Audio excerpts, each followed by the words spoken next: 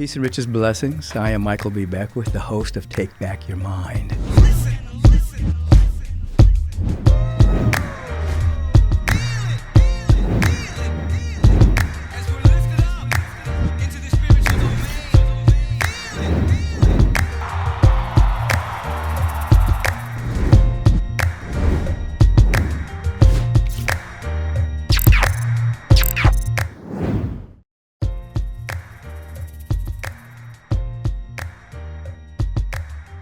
Blessings to all of you wonderful, good people. Life is good. Welcome to the Take Back Your Mind podcast, Life Question of the Week. You know how this goes. Every week somebody writes in a question. I seek to respond to it. Here we go. This is from Marie.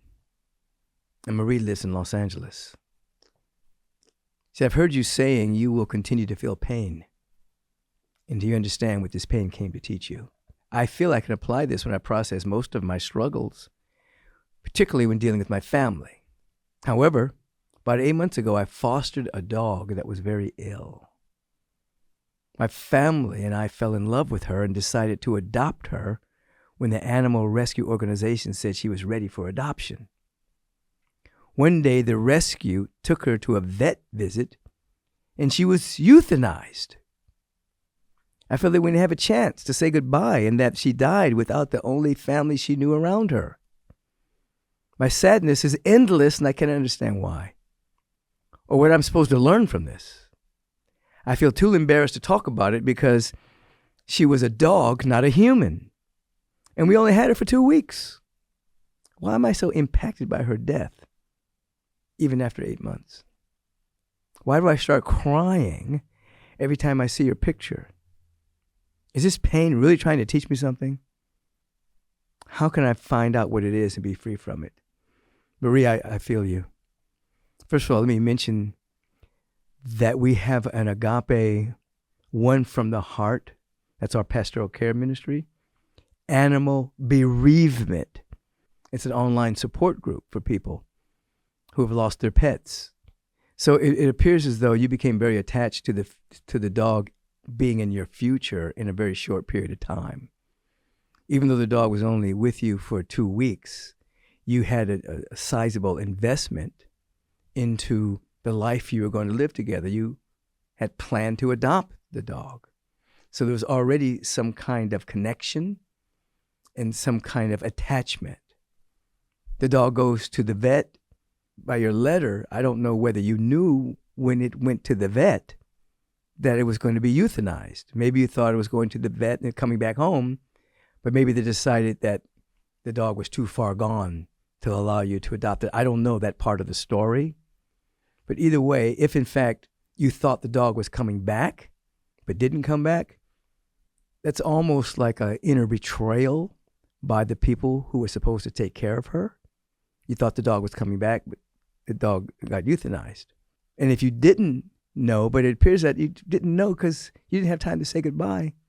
So I think that there's some inner conflict around the fact that you did not have an opportunity to say goodbye. You wanted to adopt the dog, so you were attached to a future that did not occur. So I think it is normal. People, you say you're embarrassed to talk about it because it's a dog, not a human. No, that's why at Agape we have an animal bereavement ministry, because people love their animals and they become very attached, just as they become very attached to people. So there's nothing to be embarrassed about. You had deep feelings for the dog and you had deep feelings for your future with the dog. Both got terminated quicker than you expected. So that's like a shock.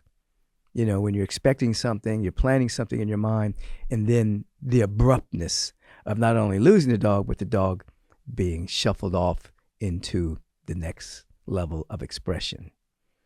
So what are you to learn? It says, well, you've already learned something about yourself, that you have an open heart.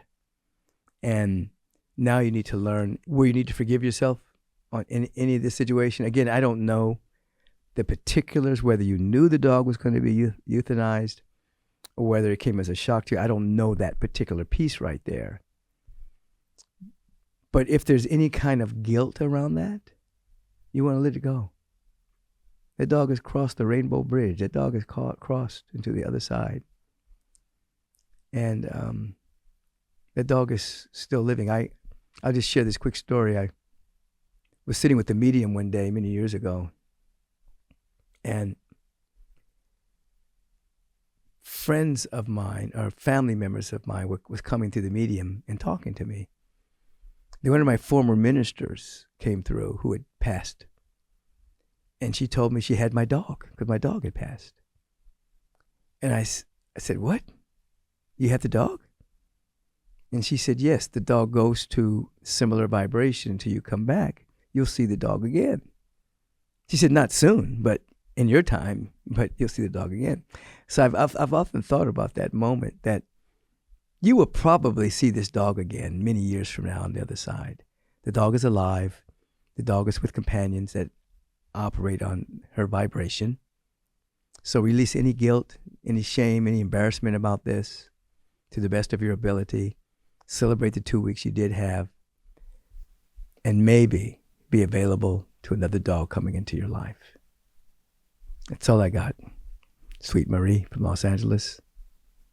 Stop in at Agape, see our animal bereavement program, and we'll be holding you in prayer. Have a beautiful day. Hey, thank you for joining me today. If you'd like to ask a question, please email me at podcast@michaelbeckwith.com. And you know what? Your question just might be featured. Have a beautiful and bright day.